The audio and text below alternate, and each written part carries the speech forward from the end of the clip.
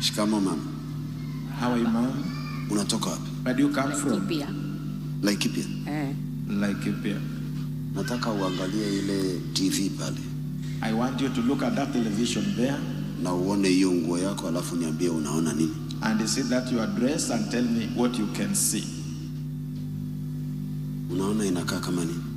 Kama snake. What does it resemble? She says like a snake. Itakuletea ndoto mbaya na magonjwa sababu unaona hii nguo it will bring you evil dreams and sickness. Iko na nguvu za kiroho kwa sababu iliyoshonwa. It has spiritual powers because of the reason why it was sewed. Hii nguo iko na nguvu za kiroho kwa sababu iliyotengenezwa. This cloth have it is spiritual powers because of the reason why it was made. Hii nguo ni ya baba anaye kazi. This cloth is of a father who has job. Hii nguo ni ya mfanyabiashara aliyeokoka ama mtumishi wa Mungu anayefanya kazi zake na anatumikia Mungu. This cloth belongs to the business person who is born again or a servant of God who serves God but does his work. Hii nguo ni ya mtu anayetafuta kazi. That cloth is for somebody who is looking for job. Tuendelee ama tuachie? Can we proceed or we stop there? Lakini ukiwauliza hakuna mahali nimekosea. But if you ask them, there's nowhere we have gone wrong. Ile nguo ni ya mwanafunzi, si ndio mama? That cloth belongs to a student, isn't it? Mbona unaniangalia hivyo? So kila nguo iko na roho yake. So every cloth has its spirit. Itakufanya uote hiyo na uishi hayo maisha. It will make you dream that and live that life. Haitakudhuru na Mungu atakupa nguo nyingine. It will not hurt you and God will give you another cloth. Na waomba mjifunze kununua nguo ya rangi kama ni nyingi ziwe 3. I request you to learn to buy the cloth if the colors are meant to be 3 only, 3 colors. Nguo za rangi nyingi huwa kuna vitu vimefichwa huko ndani. The cloth with the many colors is hiding some things inside there. Si unaona hii? Can't you see this one? Ukitazama hii kwa mbali utaiona yuko ndani. If you look at lakini huyu mtu afya yake ni 0. Afya. This person's health is 0. Na huyu anaugua mauti, huyu anaugua mauti, huyu anasumbuliwa na mapepo, huyu anasumbuliwa na umaskini na mbanga. And this one's sickness is of death one, this one is poverty, and that one.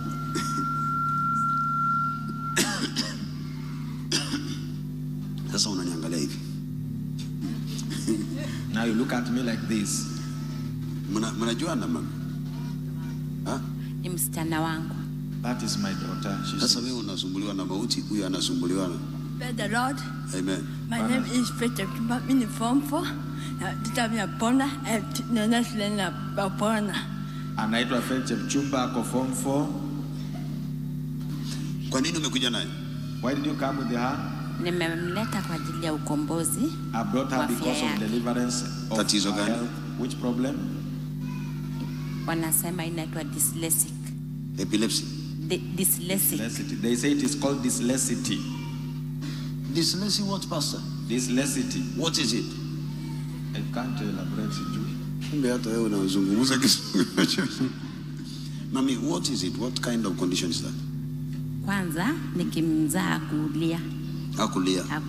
When she gave birth to her, she never cried. So tukaendelea hivyo. So they continued like that. Tukaendelea hivyo. So shule ndio walisema akona reversing. It's a condition. It is a condition. Yeah.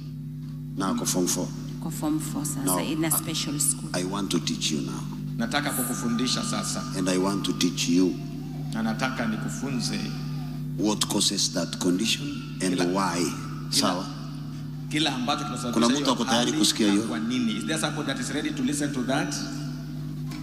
Ndio uzuri wa Gen Z. That's the goodness of Gen Zs. Hawazeeki haraka. They never get old quickly. Naomba mtoe hizo chui sababu siko karibu na hizo speakers zinapiga kelele. Now,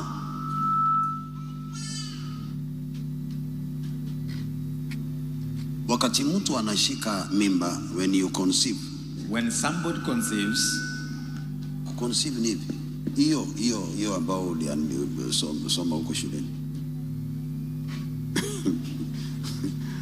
Sasa kama mimi sijui, si wewe unajua, si ufanye correction na uelewe hiyo. When you conceive, unapopata ujauzito, maandiko nasema kwenye kitabu cha Ufunuo mlango wa 12 kwamba na yule joka mwenye vichwa 7 akamuinda yule mwanamke kumuua, kwa sababu mtoto wa kuzaliwa alikuwa awe mfalme. The Bible says in the book of Revelation chapter number 12, and that serpent, all the serpent was seeking that woman to kill that child that was to be born, because the child was to become a king. Ukiwa uko na mimba na unaenda kuzaa box, hakuna kitu shetani atafanya. If you are pregnant and you are going to give birth to somebody useless, nothing the devil will do to you. Lakini siku ile umeshika mimba ya mtoto aliye nyota, but the very day you will conceive and that child is a star, maroho yanaona, the spirit sees. Maandiko nasema na Yusufu akapanga kumwacha Mariamu sababu ya mtoto. The Bible says that Joseph planned to leave Mary because of a child, ili kuwe na karoho kengine kabaya hapo, so that there could be another bad spirit there. Sasa utaanza kuota ndoto ukishashika mimba tu. So we'll start dreaming after conception.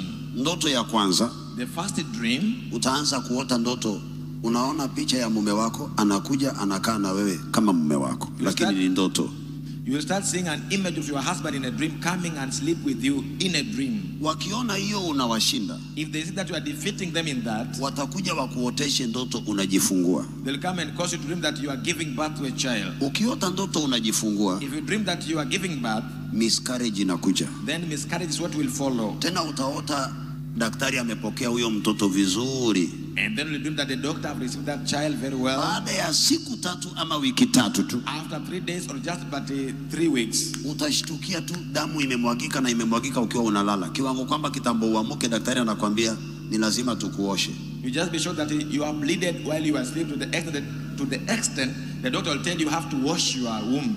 Hiyo ikiwashinda wao, if they are defeated in that, ndio watakuja na mwanaume wa kimapepo. They will come now with a spiritual husband or a spiritual man. Spiritual husband, and that is spiritual husband, ni kwamba unapokaa na yeye kimwili, that when you sleep with him, anakufanyia vitu viwili. He does to you 2 things. Anasababisha unakuwa na shida ya tumbo na kizazi. He causes you to have your own problem and with the cervical. So, kizazi chako kinakuwa weak, haiwezi beba mtoto atoke. Now your cervical becomes very weak, it cannot carry. Number 2, wanaweka roho ya ulimwengu wa giza kwa yule kile kiumbe kiko ndani. They put the kingdom of darkness spirit to the creature inside your womb.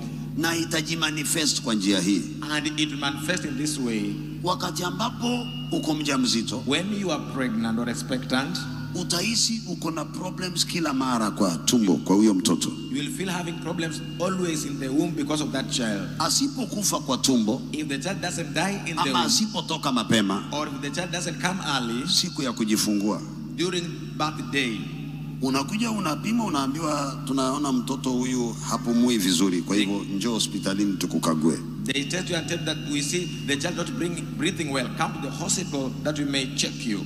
Alafu watakwambia saa yako ya kujifungua imefika, lakini mtoto ameketi. And then they will tell you that your time to give birth is now has come, but the child is seated. Saa ya kujifungua imefika, the time to give birth has lakini arrived, mtoto ameketi ama amesimama. But the child is seated or the child is standing. Wanakwambia kaa hapa tunakukanda. And then they will tell you that be here as we try to tukigeuza mtoto pole pole, as we turn the child slowly by slowly. Siku zako za kujifungua zinapita. Your days to give birth are now going beyond. Biologically, kibiolojia, scientifically, kisayansi, siku zinapopita inaleta complications. When the birth days goes beyond, they bring na hizo complications. And those complications zitaleta complications kwa delivery. Will bring complication during delivery. Na complications kwa delivery, and the complication during italeta delivery, complications kwa mtoto kukua. Will bring complication of the growth of the child. Wakati wa kujifungua watakwambia njia haiko. During birth time they will tell you there's no route. Tembea. Try to walk around. Unaumwa? You are having maji imepasuka. Already the water is mtoto haji. The child doesn't come. Tembea.